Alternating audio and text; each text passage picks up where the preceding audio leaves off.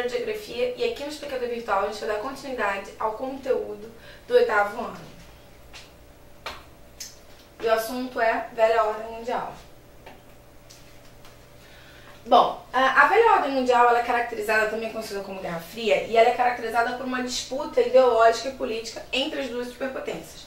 Só para relembrar, a Segunda Guerra Mundial ela vai ser marcada por uma disputa entre as potências, entre os aliados e o eixo. Basicamente, entre a Alemanha, né, que representava ali um eixo, o Japão e a Itália, e do outro lado a União Soviética, os Estados Unidos, a Inglaterra e a França, né? A disputa começa na Europa e depois as outras potências vão entrando nesse sentido. O problema é que quando a Segunda Guerra Mundial acabou, o marco que vai começar é que o mundo ele meio que é dividido pelos vitoriosos. E os vitoriosos são divididos em dois grupos. Um grupo composto por capitalistas, que seriam os Estados Unidos, a grande potência, a França e a Inglaterra, e do outro lado a União Soviética, que tinha feito em 1917 a sua revolução, a Revolução Russa, que é uma revolução que instaurou o socialismo na Rússia, né? E aí depois formando a União Soviética. Nesse caso, essas grandes potências, os Estados Unidos e a União Soviética, vão disputar também seus modos, né, sua forma de entender o mundo a partir da ideologia e da economia. Então, vai existir um bloco capitalista e um bloco socialista, que vão ser capitalizados, né, capitaneados por essas duas potências. Então, aqui é uma disputa entre o capitalismo e o socialismo real. Uma disputa importante, uma diferenciação importante a gente vai marcar aqui, que é bom destacar, é que o socialismo que a gente está olhando aqui é o socialismo real, não é o socialismo do marxismo. Ele vai ser o socialismo que foi inspirado no marxismo, mas que foi implementado na União Soviética. Então, nesse momento aqui, a gente tem a Guerra Fria.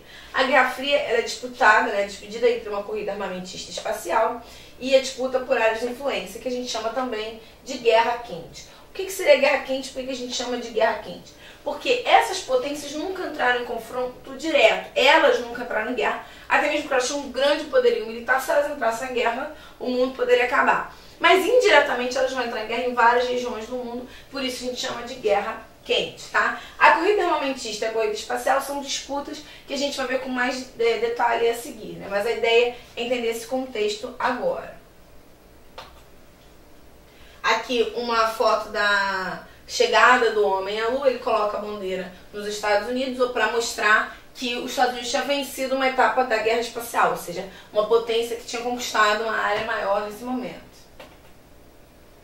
E aqui são áreas de confronto diretos, né, e a disputa que acontece indiretamente em regiões da Ásia e da África, que são típicas do que a gente chama de Guerra Quente. Bom, como é que é a regionalização nesse mundo, né? Como é que a gente divide? A gente vai dividir o mundo segundo essa lógica. O que a gente tem a ver aqui em azul são os países capitalistas. Em azul escuro são os países capitalistas que são desenvolvidos. Então a Europa, os Estados Unidos e tudo mais. Né? Em azul mais claro são os países capitalistas, mas que não são tão desenvolvidos. Em vermelho aqui, né, a gente vê os países socialistas. Então como é que a gente divide o mundo nesse sentido? Aqui a gente tem, capitalizado pelos Estados Unidos, os países, o primeiro mundo, que são os países capitalistas, o segundo mundo são os países socialistas, e o terceiro mundo são os não alinhados, tá? Ou algumas pessoas vão chamar também de terceiro mundo dos países capitalistas não desenvolvidos, tá? Também é uma outra forma. Essa é a forma de regionalizar o mundo durante a Guerra Fria.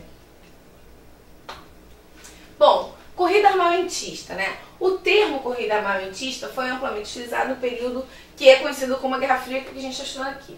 Esse confronto ele é basicamente pela supremacia política e ideológica, e ele vai envolver as grandes potências, né, da época, como a gente já tinha visto, os Estados Unidos e a União Soviética. Ele vai ficar marcado pela ausência de uma luta aberta entre eles. Como a gente viu, a Guerra Fria ela tem esse nome porque as potências nunca entraram em confronto direto. O que vai acontecer é um processo de busca de armamentos e de poderio bélico, mas que não são usados diretamente, eles são usados indiretamente. Então, tanto os Estados Unidos quanto a União Soviética vão financiar grupos diferentes, grupos que disputam. A gente teve um caso desse como no Afeganistão, ter sido financiado pela União Soviética, o Talibã, e aí os Estados Unidos vai financiar o outro. Ou o Iraque ter sido financiado pelos Estados Unidos durante a guerra Irã-Iraque. Então, dependendo do grupo, eles são financiados por potências diferentes.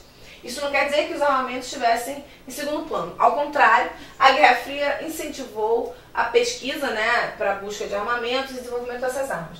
quase ao mesmo tempo em que um dos dois países lançava um novo armamento, seu adversário logo respondia à altura. Tal prática de constante atualização do seu arsenal e das superpotências assumiu proporções absurdas e com o tempo dando origem a um material bélico com uma capacidade de destruição muito maior do que o planeta Terra poderia suportar. É que a ideia é que se você tivesse uma terceira guerra mundial, dessa vez entre as duas potências, o mundo ia acabar várias vezes, porque você não tinha como suportar isso, né?